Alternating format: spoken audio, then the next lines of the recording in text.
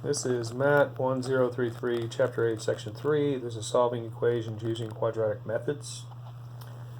Remember, in solving quadratic methods, you have, in your little toolbox, so to speak, you have the ability to solve it algebraically, you have the ability to solve it by factoring, the ability to solve it by the quadratic formula, and the ability to solve it by completing a square.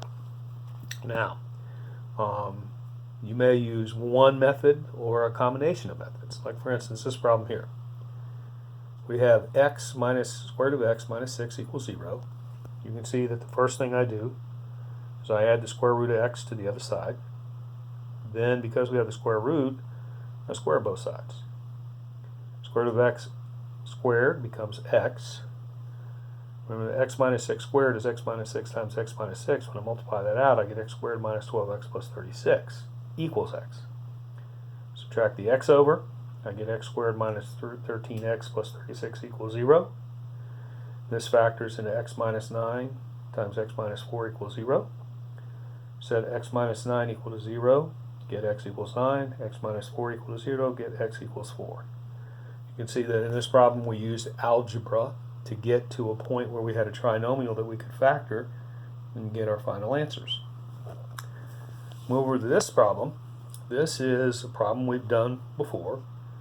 This is a rational equation. And so what happens here, we have 3x over x minus 2 minus x plus 1 over x equals 2 over x times x minus 2. If I come down here, you can see that the least common denominator between this and this whole equation is x times x minus 2. So when I multiply here, the x minus 2 cancels with the x minus 2, gives me 3x times x. If I bring this over here and multiply here, the x's cancel. So it gives me x plus 1 times x minus 2, which I'm putting in brackets because I haven't multiplied yet. When I bring this over and multiply here, they both cancel and just leave me 2. So then I begin to solve the problem. Multiplying 3x times x, I get 3x squared. Multiplying x plus 1 times x minus 2, I get x squared minus x minus 2 equals 2. Distribute my minus sign and collect like terms, I get 2x squared plus x plus 2 equals 2.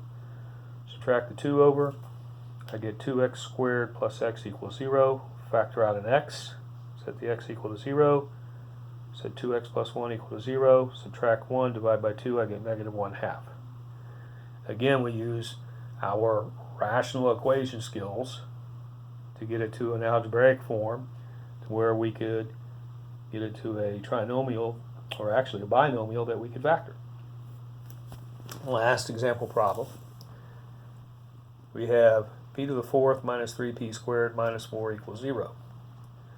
Well, this we can factor right off the top, because we can make it p squared minus 4 times p squared plus 1. See, p squared times p squared gives me p to the 4th. P squared times 1 gives me a positive p squared. This gives me a minus 4p squared. Added together gives me minus 3p squared. Then minus 4 gives this. So see, this is factorable as it is. This again is still factorable. This is a difference of squares. Becomes p minus 2 times p plus 2. This is non-factorable. We go to solve. P minus 2 equals 0 gives me p equals 2. P plus 2 equals 0 gives me p equals negative 2. Now here, this is going to give me an imaginary number. I subtract the 1 over, I get p squared equals negative 1. Take the square root of both sides, I get square root of p squared over square root of minus 1. This gives me p equals plus or minus square root of negative 1. Remember, square root of negative 1 is I, so this gives me p plus or minus I.